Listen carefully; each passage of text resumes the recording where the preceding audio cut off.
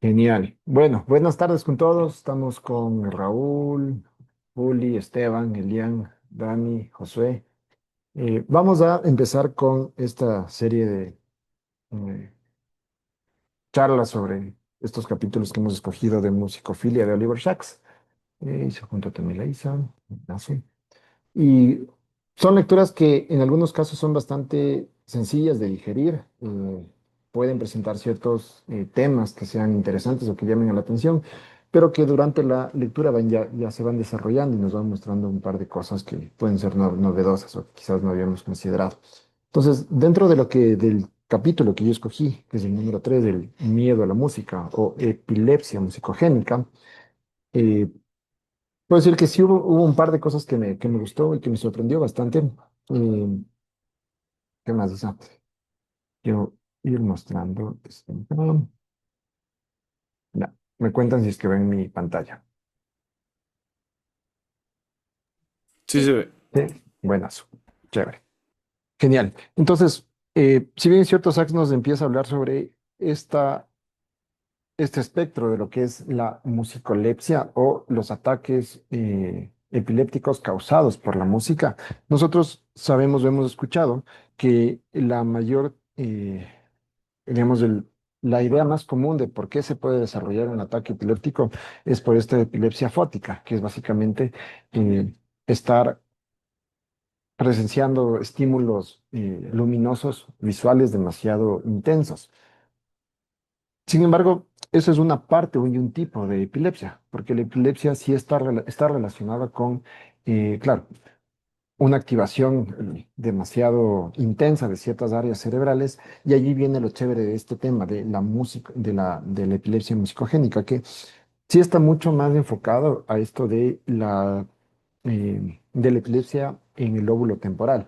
¿Y por qué en el lóbulo temporal? Porque allí tenemos todo este procesamiento de música, este procesamiento también de recuerdos, de emociones, de lenguaje y de reconocimiento incluso de rostros.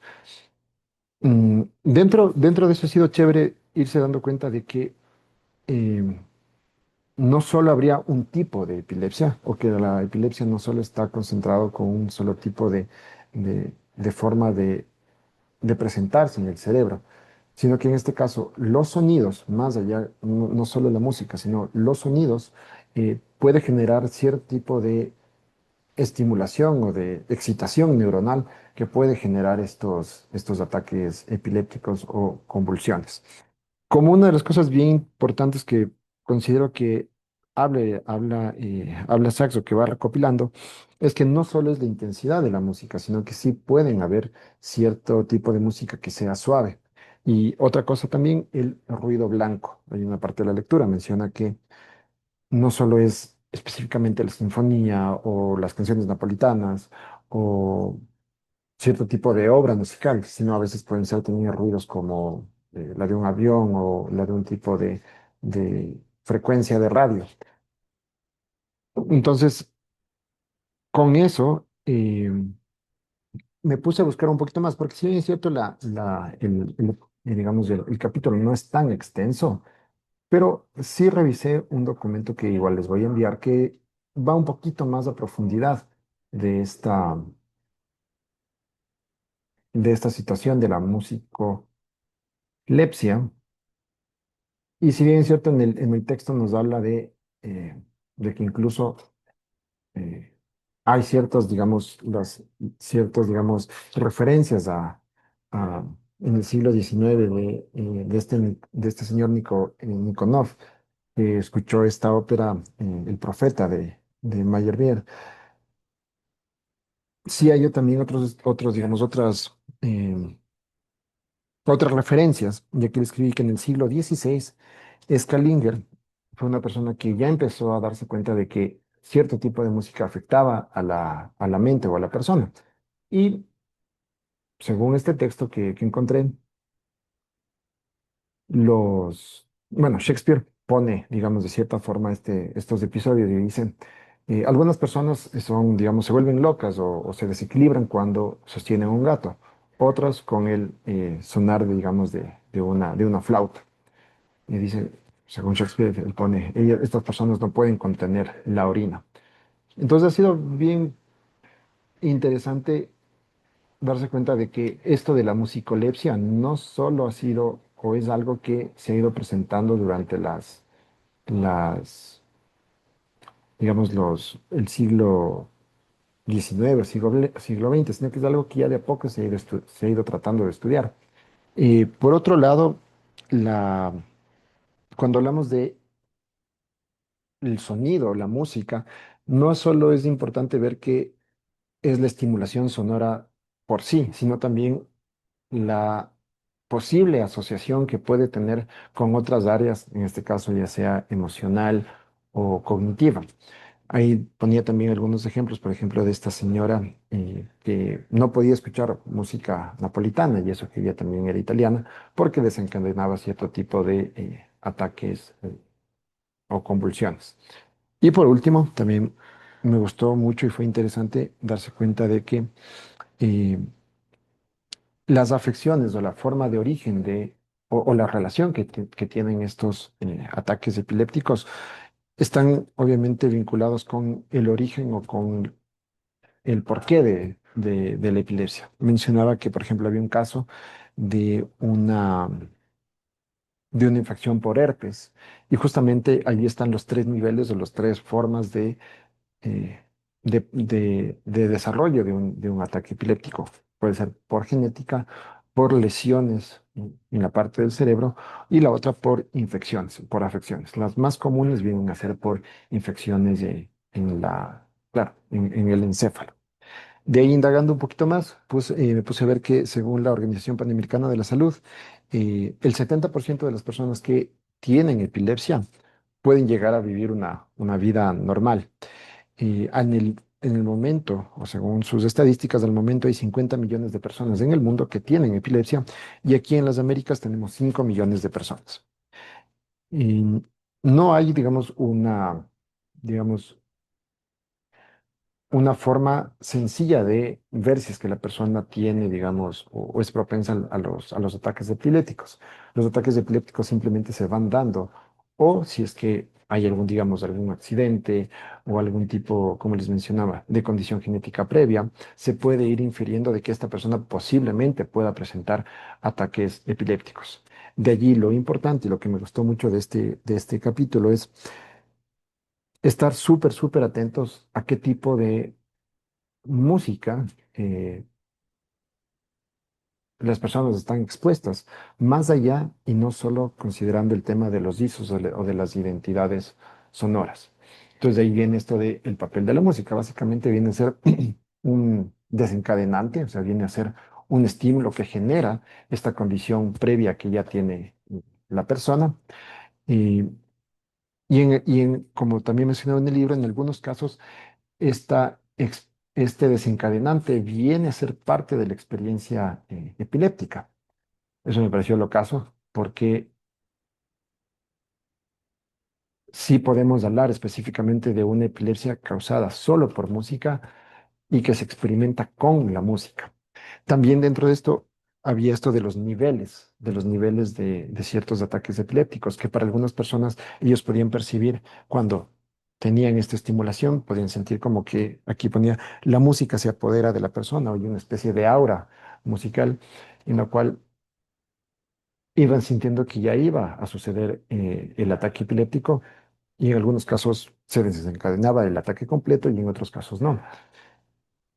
Y volviendo a la señora esta Silvia o Silvana N. Era, ella mencionó, o dentro de los estudios que hicieron, es que estos ataques epilépticos se podía, o podían experimentar algo que le llamó la diplopía mental, que en este caso es una especie de disociación de la conciencia en las cuales esta persona podía, según su conciencia, percibir cuestiones de futuro, o sea, cuestiones de algo que iba a pasar. Entonces ella decía que se veía en las puertas del cielo y que por poco bueno, que veía a su abuela y que su abuela le decía que aún no era tiempo de que le toque.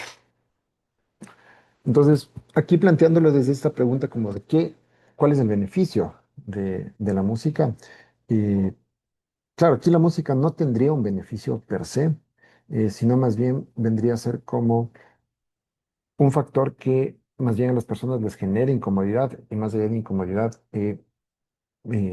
desencadena estos ataques epilépticos. Y allí sí hay un aspecto un poco, sí hay un aspecto al cual hay que tener digamos, mucho cuidado, porque los ataques epilépticos, si es que no son tratados, hay medicación o a veces en algunos casos se pueden hacer operaciones. eh, un ataque epiléptico puede poner en riesgo a la persona y también va generando cada vez más un proceso de degeneración neuronal. Entonces, una de las frases que esta vez, aunque Eric es una persona bastante musical, con excelente memoria musical y un oído bien entrenado, y aunque ha sufrido más de una docena de estos ataques, es totalmente incapaz de reconocer su música aural. Eso me pareció, o sea, que las personas en algunos casos no pueden darse cuenta qué tipo de música les puede desencadenar este tipo de ataques epilépticos.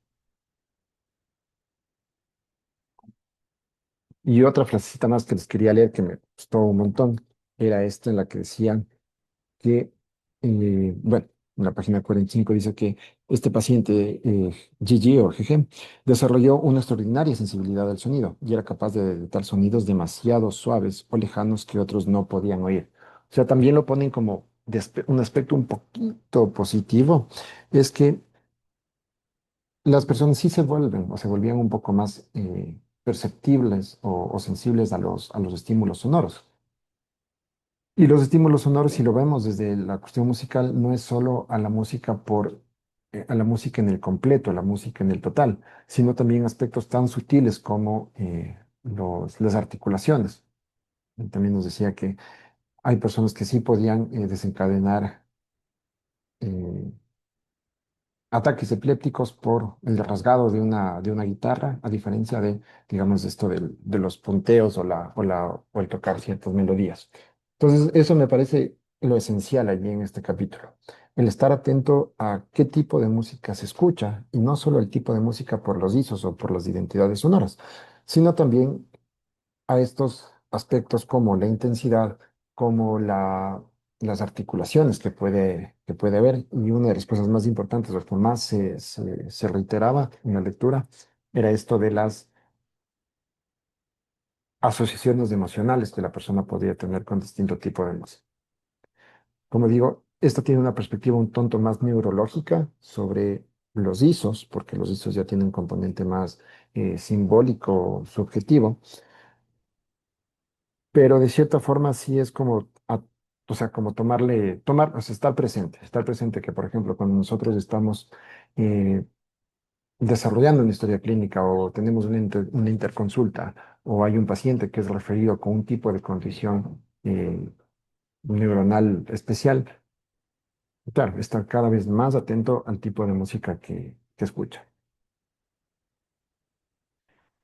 Eso es lo que yo diría por este capítulo. No sé si es que tienen alguna pregunta o algún otro comentario o qué se quedó con ustedes del capítulo que leyeron.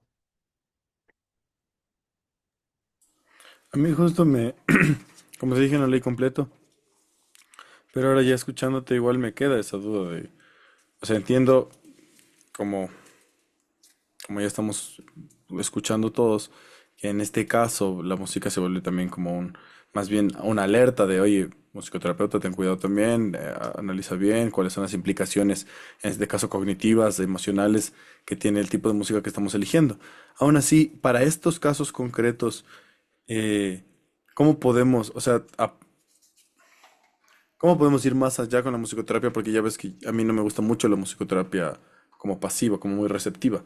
Y hacerlo un poco más activo, yo me imaginaba el caso de, yo que sé, algún niño que tenga estos padecimientos de epilepsia musicogénica y cómo, o sea, aparte de evitar porque en algún punto debes descifrar o qué frecuencias o qué tipo de música es la que genera estos tipos de epilepsia.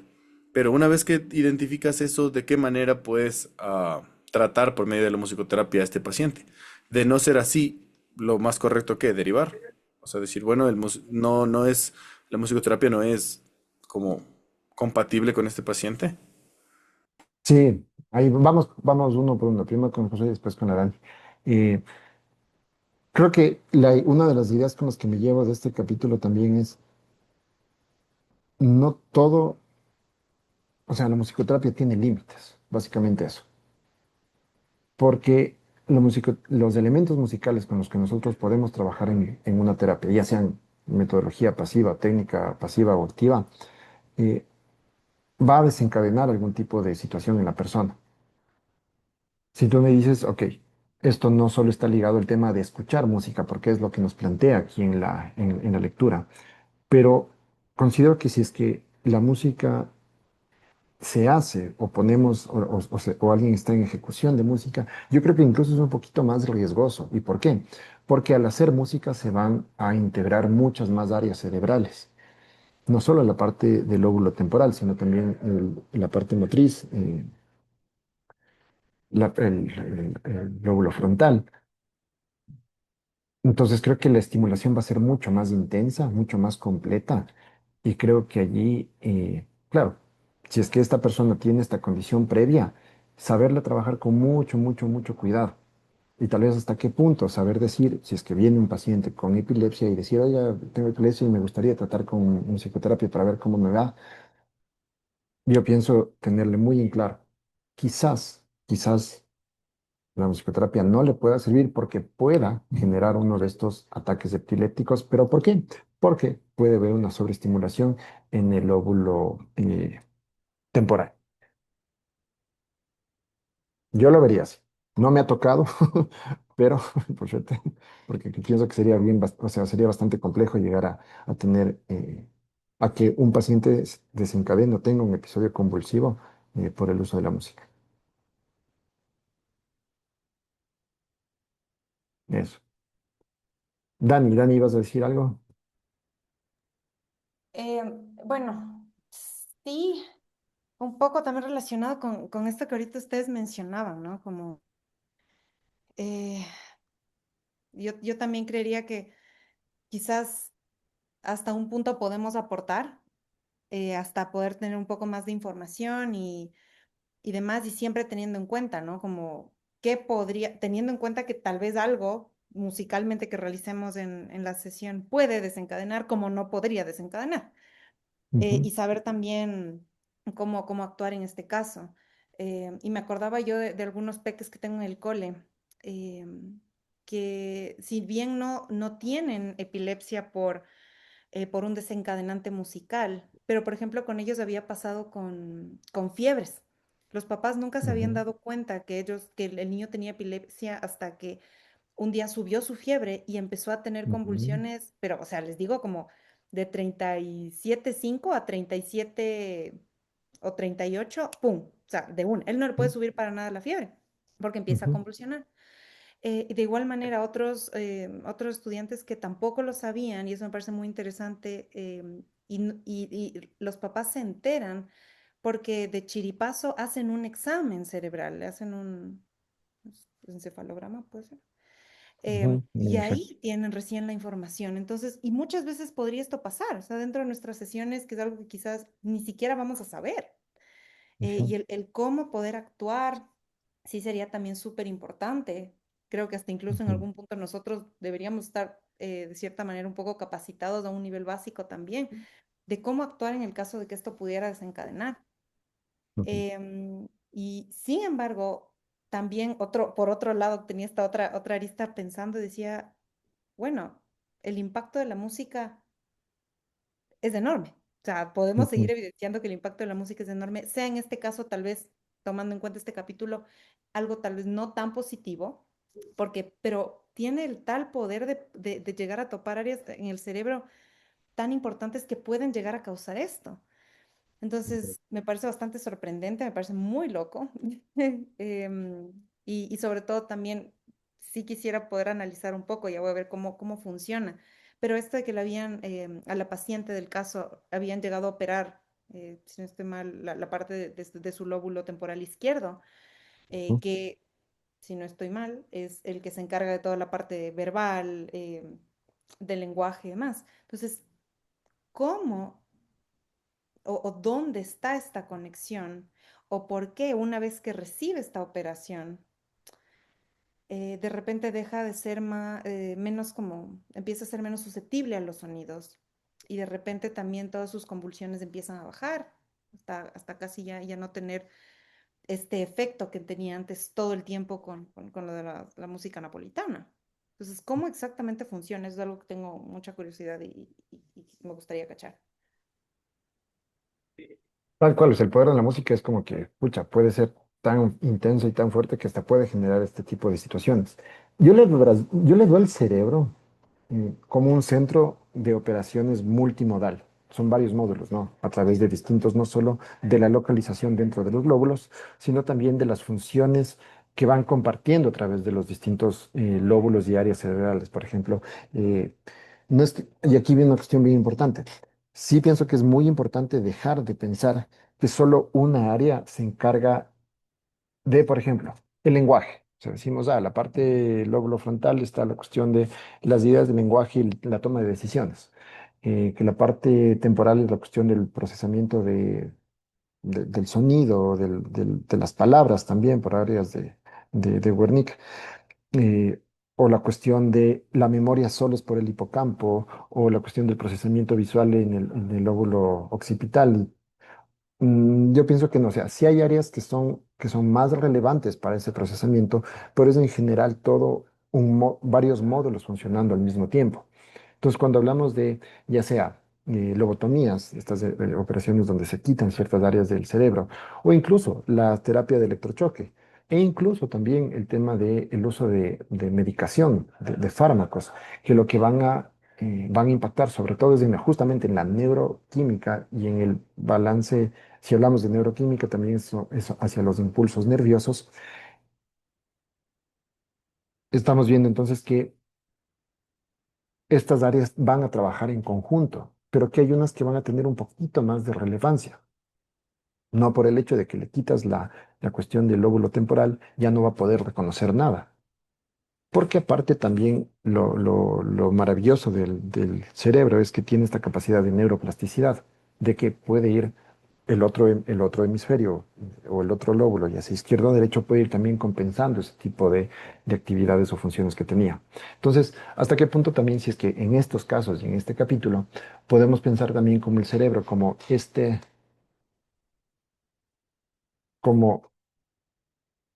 este lugar donde tienen distintas áreas de procesamiento? Y estas áreas de procesamiento pueden estar sobreexcitadas o sobreestimuladas y otras, en cambio, que pueden estar hipoestimuladas.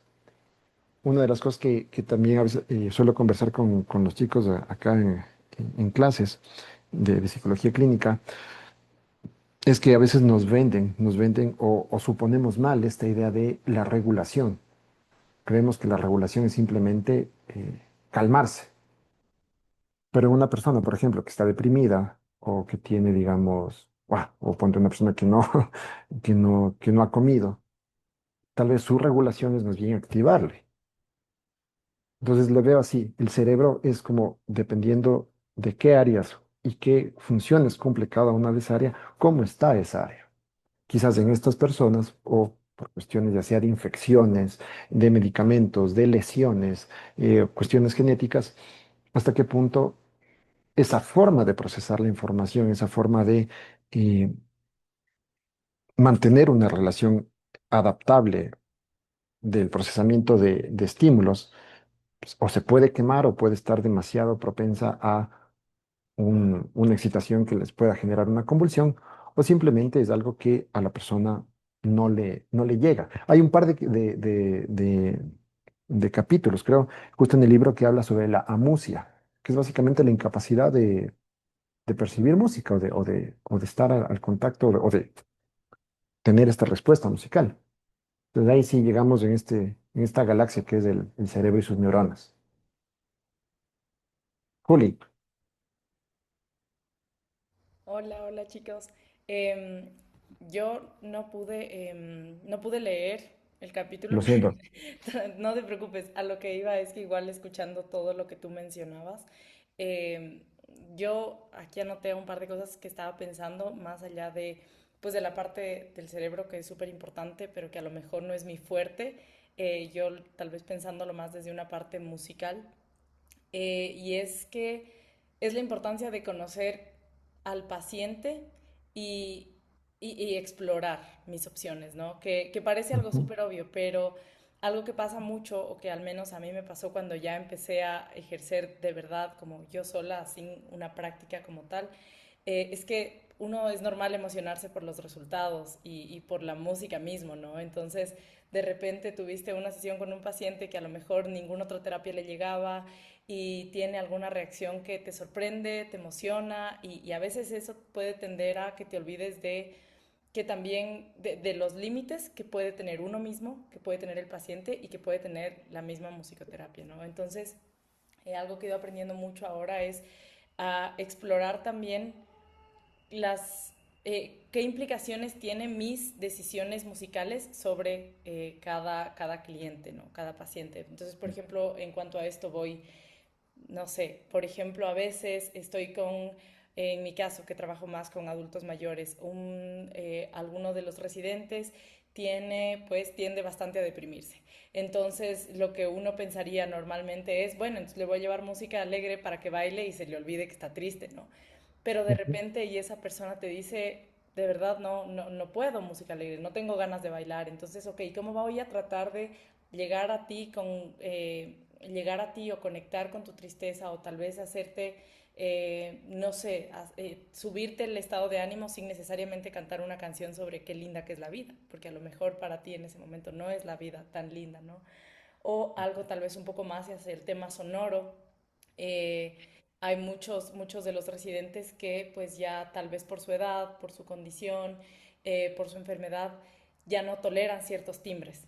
Y es hermoso ir cachando esas cosas porque, por ejemplo, vas descubriendo que a lo mejor cierto día o a cierto paciente, aunque ellos, en mi caso, aman las campanitas que llevo, las percusiones, a lo mejor ese paciente no quiere escuchar percusiones, no quiere escuchar campanas, porque esa frecuencia tal vez genera dolores de cabeza, genera ansiedad, genera estrés y pues a lo mejor estás causando lo contrario de lo que querías causar, por más que con otro paciente funcionó. Entonces, más que nada me hace pensar mucho en estas decisiones musicales, en la importancia de explorar, de que todos los días estás conociendo a la persona con la que estás trabajando y explorar los timbres, cómo reacciona a frecuencias más agudas, a frecuencias más graves, a este instrumento, a este estilo musical y también en base a eso pues aceptar sus límites, ¿no?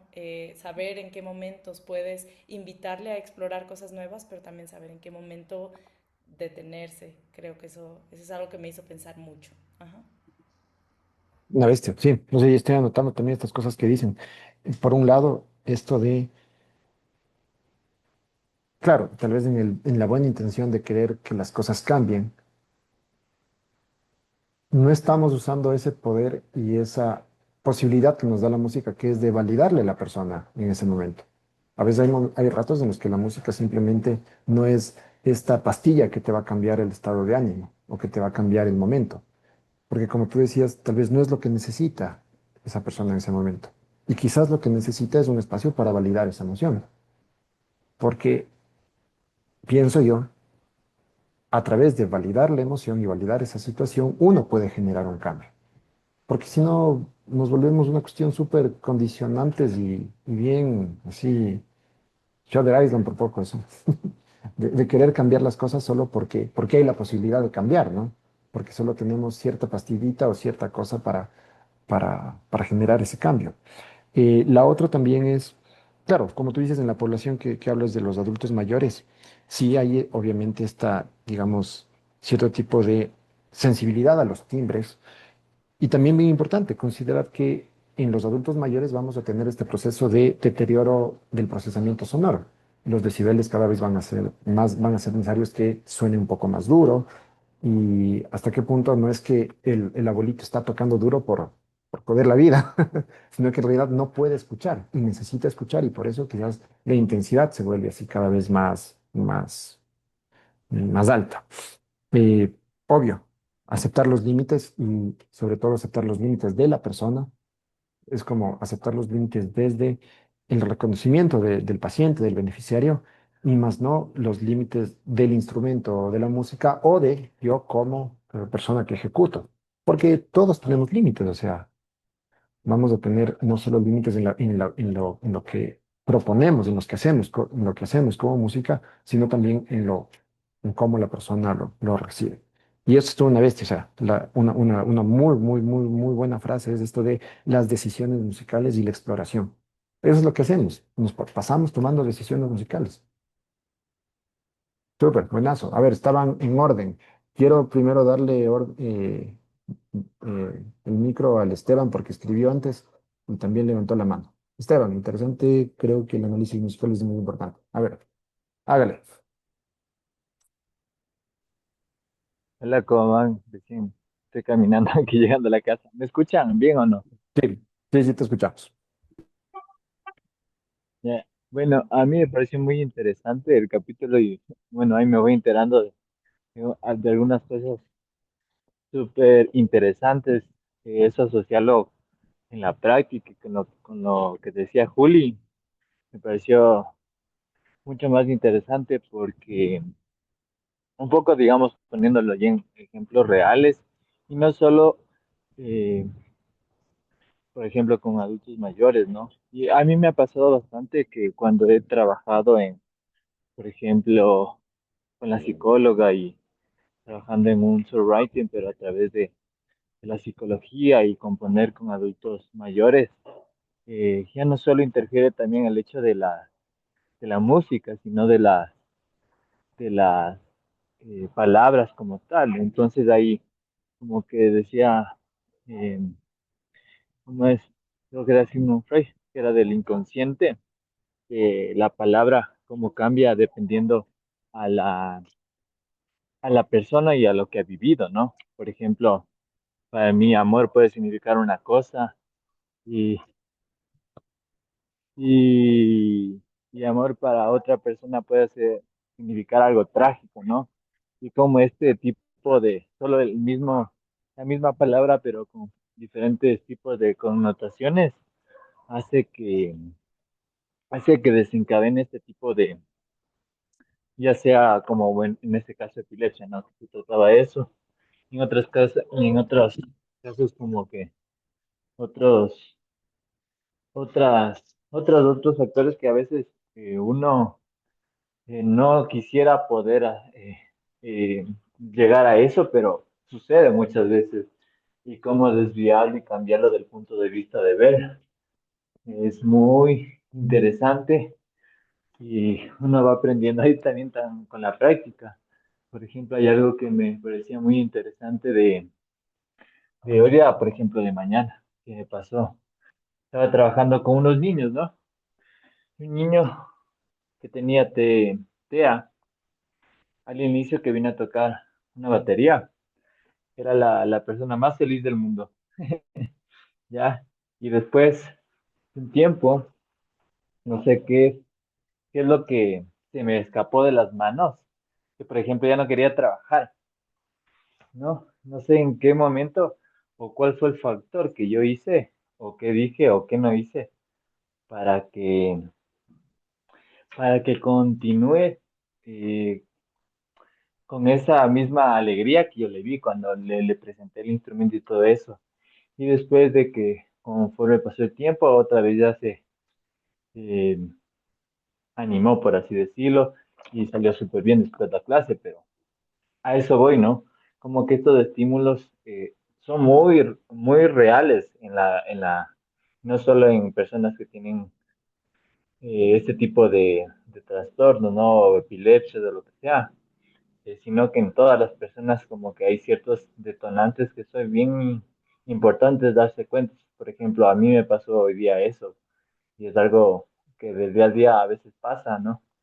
Y ver cómo uno le adecua y cómo hace que la música funcione en esos momentos, siento que es muy interesante. Y eso quería aportar para un poco validar también lo que dice el libro, ¿no? Porque finalmente es eso, ¿no? De cuidar eh, eh, todo lo que hacemos y poder también moldear para que si ya sin nosotros darnos cuenta, o sea, hay cosas que a veces se le escapan de la mano a uno, pero que dándose cuenta de cuándo pasó esto, poder moldear para que se logre los mejores beneficios posibles. Bueno, eso era lo que quería aportar. Súper, una bestia, Esteban. Dentro de lo que dices, tú dices no solo la música, sino también la palabra. Y dentro de eso es la música y la palabra significan algo. Siempre vamos a estar trabajando con esos significados, con eso que la persona va a interpretar. Y dentro de lo que esa persona va a interpretar, es también ser conscientes a lo que decía Juli antes de de esta exploración y de estas decisiones que tomamos, es ser cada vez más conscientes de las decisiones que tomamos mientras esta persona está en este estado vulnerable, estás slash receptivo, porque no es en cualquier momento, no es que estoy manejando y estoy escuchando música, sino que ese contexto de la terapia, de la actividad específica, sí le predispone a la persona a estar receptiva de cierta forma.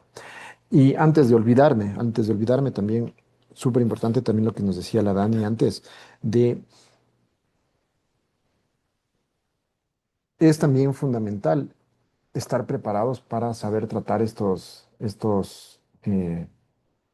situaciones de un posible de ataque de epilepsia. O sea, tenemos que saber cómo reaccionar, qué hacer. Creo que una de las cosas más comunes que nos dicen cuando uno hace cursos así de primeros auxilios y todo eso es jamás, o sea, le pongas la mano en la boca, por ejemplo, porque van a tener movimientos involuntarios y súper fuertes de la mandíbula. La mandíbula es súper, es potentísima. Entonces, te puede lastimar. Ese tipo de cosas sí es súper importante también tomarlas en cuenta. Vamos, Raúl. Ya, ahí creo que estoy. Ahí Eh, estás. sí, dos cositas puntuales. La primera, eh, hay como esta delgada línea, ¿no? Entre querer forzar, porque somos musicoterapeutas, a inducir musicalmente ciertos estados emocionales o, bueno, dependiendo de los objetivos que cada uno trabaja. Pero creo que sí es importante sacarse un poco eso de la cabeza, ¿no? Eh, Muchas veces tal vez quieran silencio, ¿no? Dependiendo de cómo están. Y si uno no es abierto como para, en función del vínculo que tiene, pues entender eso y sentir eso también puede ser contraproducente. Me ha pasado. Entonces, yo creo que es eh, entender la musicoterapia de una manera tal vez más amplia. O sea, sobre la musicoterapia está el ser humano. Y en Ujú. el ser humano nos basamos, ¿no? Sintiendo, sintiendo específicamente qué puede estar viviendo o sintiendo ese día. Ya voy, amor, espera. Ay, perdón, mi bebé. Entonces, ese es el punto número uno. Y el punto dos, es bien delicado el tema del umbral, ¿no? El umbral que desencadena eso. Como hablaba de la fiebre, claro, normalmente hablamos de 40, 41, pero puede ser 39, 38 grados. Y, y es un tema que puede ser delicado. Claro, según veía, una patología sumamente rara, ¿no? O sea, que no llega a tocar tal vez a ninguno de la asociación ecuatoriana en la vida, pero bueno, también entender que hay un potencial emocional sumamente grande que podría llevar a estos casos, ¿no? Pues también irle midiendo, porque estoy seguro de que conforme se va a detonar, van a haber ciertos síntomas, ¿no? Entonces también medirle, ir como entendiendo ese umbral para no ser muy invasivos y sobrepasar algo que puede ser demasiado fuerte para la persona. Hay que ir viendo, ¿no? O sea, depende mucho cómo está la persona. Hay veces que es alguien que está tan listo para recibir algo que le das con todo, ¿no?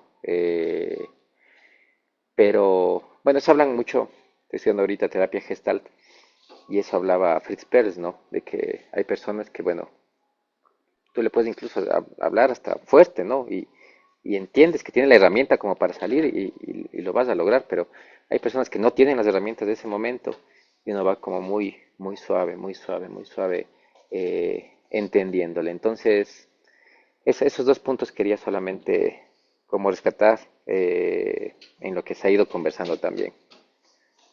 Eso, muchas gracias. Buenazo, Raúl. Sí, hay una cosa bien plena. Hay extremos y hay una delgada línea, o sea. Por un lado, evitar este invadir a la persona, o que esta persona llegue a percibirlo como algo que es como que no solo le incomoda, sino que puede ya presentar, digamos, alguna forma de, de poner en riesgo su integridad, en este caso tal vez no tal vez, sino su integridad neurológica, pero también darse cuenta de que hay personas que sí pueden tener ciertas formas de eh, aceptar y procesar ciertos estímulos. Y aquí pienso que lo que tú dices mucho es la forma, porque la música también transmite una forma, también transmite una intención, también transmite una manera en la que uno está comunicando las cosas. Y quizás ahí eso es lo que, tal vez la musicoterapia pasiva, pasiva sí tiene como un candado, ¿no? Porque la musicoterapia pasiva, al ser, digamos, ya música que ya está hecha, o digamos, para la música grabada, creo que el punto negativo es que no podemos tener control de estos parámetros la intensidad o las articulaciones o cierto tipo de cosas. En otro tipo de musicoterapia pasiva tal vez sí podemos controlar un poco más estos parámetros de cómo se hace la música. Entonces, me llevo mucho eso de el punto medio entre no invadir y tampoco anularle a la persona, no subestimarle, y de que también nosotros podemos o estamos muy en contacto con la forma en la que hacemos música y que eso también va a impactar o sea, va a influenciar en las personas. Eso, y la Dani escribe acá, a veces lo que necesitan es ser escuchados, conectar con alguien que pueda entender su emoción, eh, con su emoción del momento para poco a poco transitarla. Sí, y hasta qué punto, ponte, no sé, no sé si les ha pasado, pero no todo tiene que ser música en una sesión de musicoterapia, sí. A veces ratos el silencio es como que el mejor momento para que esa música vaya resonando o vaya generando ecos dentro de la persona y le permita eh, estos momentos de insight o de reflexión. Y digo esto porque en mi caso, la mayor, digamos, la población con la que trabajo son justamente adolescentes o jóvenes y adultos. Y después de hacer un tipo de actividad con música, la cuestión es del silencio viene súper bien, o sea, no siempre hay que estar dando y toca, toca, toca y todo el asunto, porque sí necesitan estos momentos para que la estimulación o toda esta actividad musical que se ha hecho genere algún tipo de interpretación que las personas puedan procesar. Entonces, no todo el 100% es música solo porque sí. Sí, perdón, Mario, pero solamente ya que tocaste eso, se me pasó un Dale, puntito dale. que, bueno, refiere a esto mismo que se estaba hablando, ¿no? Yo creo que como musicoterapeutas es importante como armarse de algunos recursos, ¿no? O sea, somos terapeutas artísticos, creativos, y claro, la música es gran parte de nuestro diálogo, pero hay otros elementos que son sumamente válidos que pueden ayudar en ciertas condiciones, ¿no? O sea, como lo que hablabas, me ha pasado que he ido con la guitarra y nunca le saqué del estuche, algunas veces. Entonces, es sumamente importante saber que la música nace del silencio y que no podemos hablar de música sin hablar de silencio, ¿no? Ujú, Van a la par. Entonces, eh, hay como una tendencia, me acuerdo incluso en la formación, a pensar en que claro, la típica canción de bienvenida, ni sé qué, canción de despedida, como que fuera una ley obligante, ¿no? ujú, Pero eh, muchas veces no lo he hecho, bastantes veces de hecho, porque tiendes a pensar que, o sea, tenemos que estar alegres. Y no necesariamente tenemos que estar alegres, tenemos que primeramente habitarnos, sentirnos, eh, eh, establecer contacto. Y esas son las bases fundamentales. O sea, esa es la finalidad de la música, ¿no? Ahora, la música cuando se abren esas puertas, pues entra de una manera maravillosa a transportarnos, pero si no hay esto mismo, es forzar un procedimiento de una manera muy, muy abrupta, ¿no? Y puede ser contraproducente, puede caer mal, ¿no?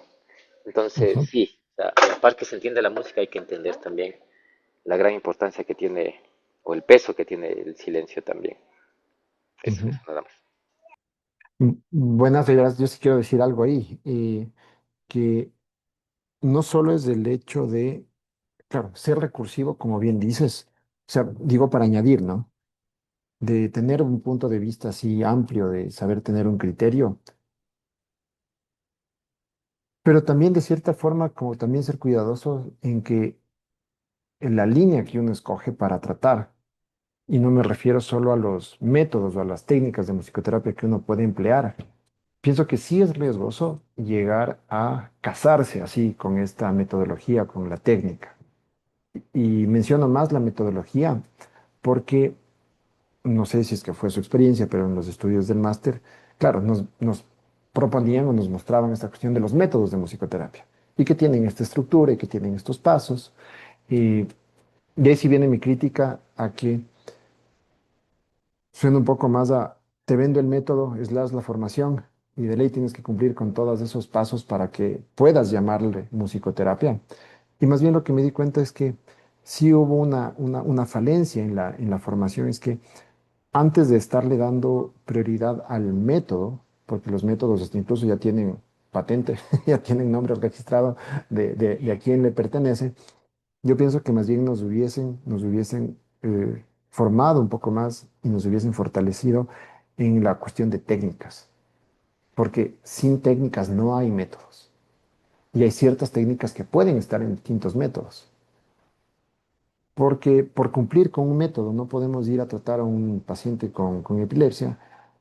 Y si es que el paciente tiene una mala experiencia o se desencadena algún tipo de convulsión, me parecería bien turro que el argumento sea es que seguí el método, seguí el parámetro de tal eh, forma de aplicación de musicoterapia.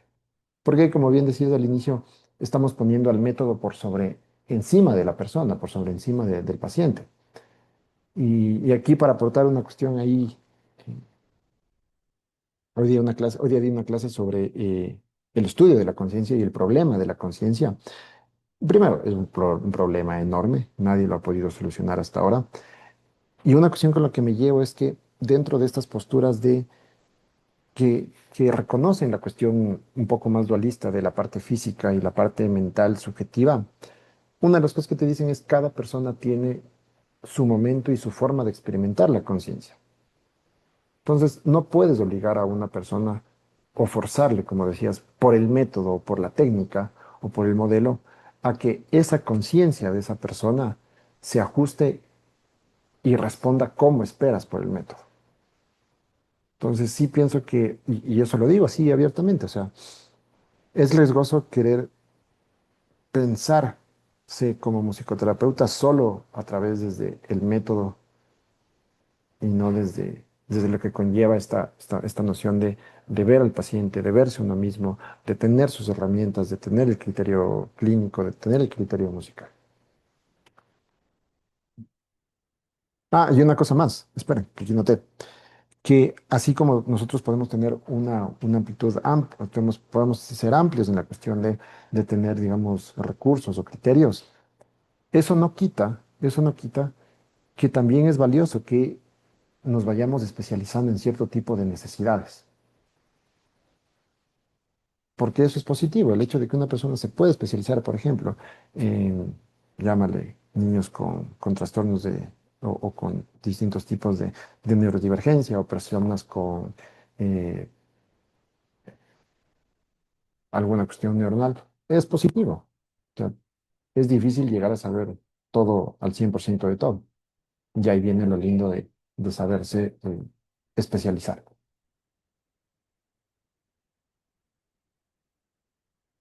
Eso.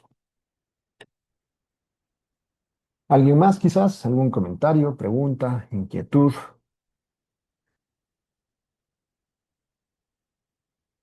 Hablen nomás.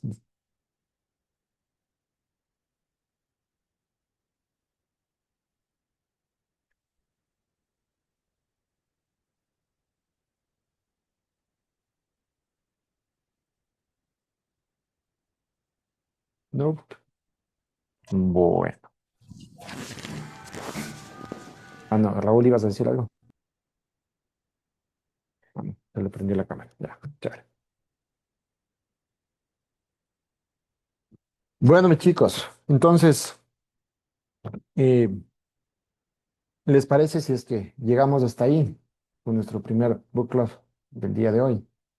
Ya, para que todos hablen, porque hay un par de personitas que no han hablado mucho, Luis, la Isa, Elian. Eh, ¿Qué tal les pareció y qué se llevan antes de tomarnos la fotito final de asistencia? Hola con todos. Bueno, disculpen primero por no participar mucho, pero estoy con una bebita de 2 meses, entonces estoy súper pendiente con ella. No, tranqui, no te Sí, preocupes. sí. Pero bueno, de todo lo que estoy escuchando, pues sí, bueno, el tema me pareció súper interesante, ¿no? Y de todo lo que desencadenó después. Pero bueno, también me puse a pensar un poquito en la experiencia propia, ¿no? Yo trabajo con niños a partir de los 7 años. Pero bueno, yo no doy sesiones de musicoterapia, pero yo implico la musicoterapia dentro de la pedagogía musical. Entonces sí es súper interesante todo el efecto de la música, ¿no? Obviamente pensándolo ahora en todo esto, tratando de tener, yo lo he hecho pues, tratando de tener un poco de cuidado en sobreestimular con la música. Y algo que hasta ahora no me he dado cuenta, pero lo he hecho. Entonces sí es súper interesante esto. Y ahorita me ponía a pensar que es algo que yo todavía no lograba mucho entender. El hecho de que yo doy clases de música a niños pequeñitos y pues yo siempre me llevo el grupo de niños más pequeños. Entonces, pero no sé si raro decirlo, pero nosotros al estudiar, bueno, yo les doy clases de violín. Nosotros al estudiar este instrumento y estar en las clases de música y pues las llevo con una finalidad siempre, cada clase, siempre hay muchos papás de los niños que desencadena en venir a contarme los problemas de los niños. Entonces, es interesante y también ahí es el momento donde que digo, a ver, música, solamente enseñar o musicoterapia. Porque vienen y los papás vienen y me dicen, ah, es que mi hijo está así, es que no quiere hacer esto, o parece que es otro niño, o está de diferente manera, y está mal, está triste, ayúdeme, por favor. Entonces, claro, yo sigo con mis clases, a la siguiente clase sigo, y claro, a ese niño, esa niña, trato de aplicar un poco lo que es la musicoterapia. Entonces, ¿qué hago yo? Hacer cambio de método. Entonces, ahí es donde donde ustedes decían, ¿no? Yo aplico el método Suzuki para enseñar, pero desde ahí ya no, de esa clase ya no tenía que aplicar el método Suzuki, tenía que aplicar mi propio método, justamente ajustando la clase para que ese niño, esa niña pueda sobrellevar lo que le esté pasando en la casa, su escuela. Y justamente dentro de esa experiencia hay papás que después de eso me han agradecido, ¿no? Y han dicho, "Ah, no, mi hijo está mejor, muchas gracias, ya quiere seguir yendo a las clases de música porque no quería y tanta cosa". Entonces, yo creo que, bueno, pues el hecho de la musicoterapia es súper importante llevarlo en todas las maneras posibles y yo creo que está en todo el estilo de vida que llevamos también, para nosotros que trabajamos con pacientes, con niños, con cualquier sector, ¿no? Entonces, creo que es bien importante igual, pues, chévere reunirnos en este tipo de club, pues, para hablar sobre estos temas y experiencias. Y de esa manera también nosotros también tener un poco más de ideas para los sectores con los que estamos trabajando y de la manera que estamos trabajando. Eso, nada más.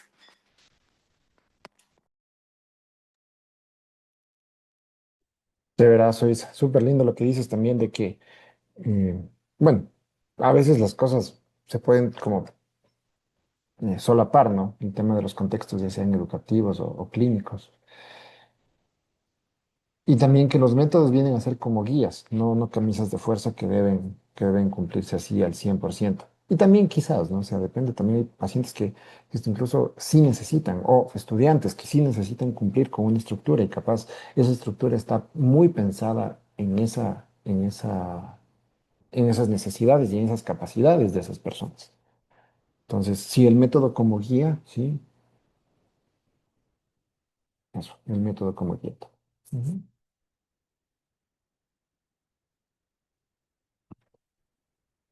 Quizás Elian o Luis para ir. Sí, pues igual estuvo muy chévere, muy interesante la lectura y al menos a mí nuevamente me deja en que hay que estudiar más, pero en el buen sentido de prepararse mucho más. Pero de lo que decía Raúl también me dejó bastante pensando, porque claro, yo también trabajo con adultos mayores y ahora la tesis le estoy enfocando en eso, ¿no? Y he encontrado un montón de cosas que sí me han hecho replantearme como qué es en este sentido la educación musical, porque estoy planteando desde la educación musical. Ujú, Pero y sí, ¿no? De ver primero la persona como tal.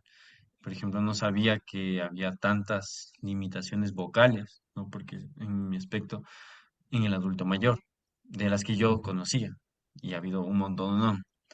Y también la carencia de estudios que hay frente a, porque es algo que digo, chuta, el ámbito educativo también decepciona mucho. Bueno, no tan, bueno, sí, el educativo también, pero el investigativo también es como rayos, no hay mucho aquí, ¿no? Aquí, en nuestro contexto, Ujú. que es triste. Y lo que hablamos de los métodos también es como que ya todos sabemos Suzuki, Kodali, etcétera, etcétera, pero ¿y por qué no uno de aquí? Y no hay.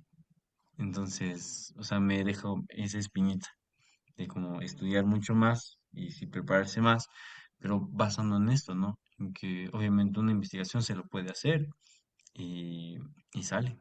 Entonces, eso, más me quedo con eso, la espina de investigar más. Tal cual, Elian. Y por ejemplo, uno de los ejemplos de allí es justamente el método del GIM, que en sus orígenes, por ejemplo, no consideraba el jazz o la música latina o de otros lugares como parte de sus métodos, de sus formas de aplicación. Y después se fueron dando cuenta de que no todo es Brahms, Bach, Mozart y los señores con peluca, sino que sí puedes usar otro tipo de música que sí tiene este efecto en las personas. Eh, allí también, o sea, por un lado, reconocer estos avances que se han ido dando en estas técnicas o métodos y lo que se puede ir adaptando y también reconocer que no es que se está desmereciendo todos esos avances y a todos esos, digamos, logros, pero sí es necesario hacer una adaptación. Es como en las películas, ¿no? Sueño con que exista en algún momento el subtitulado al ecuatoriano, no el subtitulado al latinoamericano, sino el subtitulado al ecuatoriano, sería muy gracioso, ¿no? Eso, chévere, Elian. No sé si es que Luis quisieras compartir algo más. Hola, buenas noches con todos. La verdad, les pido disculpas porque entré un tarde a la reunión, perdí el contexto de lo que venían hablando. Tranqui. Em, y yo, la verdad, estoy aquí para aprender de ustedes. Cada uno de sus experiencias, cada uno de cómo uno ha ido tomando en cuenta el tema de la musicoterapia, creo que se aprende en el día a día y en la experiencia y en a veces cometer errores, porque la próxima vez sabe que ya no hacer. Entonces, yo, la verdad, me llevo de eso. Musicoterapia lo aplico con mis hijos para manejar el tema de sus emociones y algo que me di cuenta que, bueno, tengo mi hijo mayor de 8 añitos y mi nena de 3. Desde que están en el vientre, yo me acuerdo que es una experiencia mía, ¿no? Me pegaba al vientre de la mamá y hacía este sonido. Son más o menos como 110 hercios. Y cualquier música que yo tenga relacionada con esa frecuencia, los chicos se calman, pero es automático.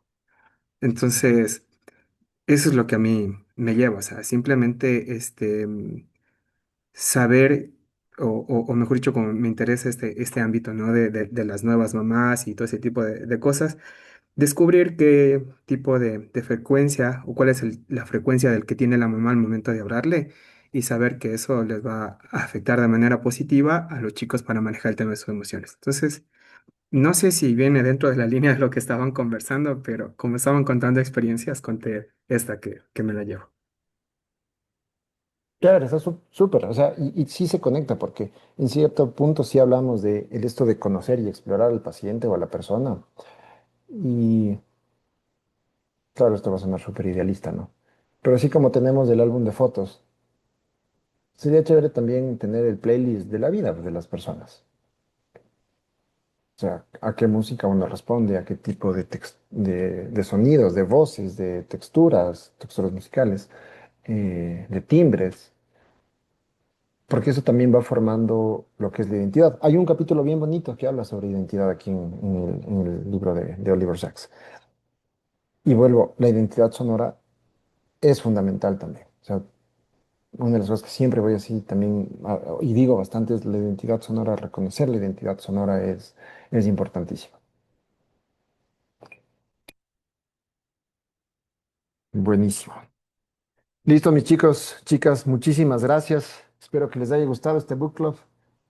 Justamente esa creo que está saliendo, no creo, está saliendo súper pleno porque si bien es cierto el libro ya lo vamos leyendo o los capítulos los vamos desarrollando, pero a mí lo que más lo digo así, lo que más me importa es que vayamos conversando de estas cosas a raíz del libro, porque no es una cuestión no es una exposición, una cuestión memorística del libro, sino de la memoria llegar a la comprensión, ver distintas formas de aplicación que hemos ido teniendo para llegar a un análisis y una evaluación. Creo que ya dentro de la taxonomía de Bloom de aprendizaje, que nosotros vayamos teniendo esos objetivos que dentro del book club, de evaluar, de analizar, está súper bien.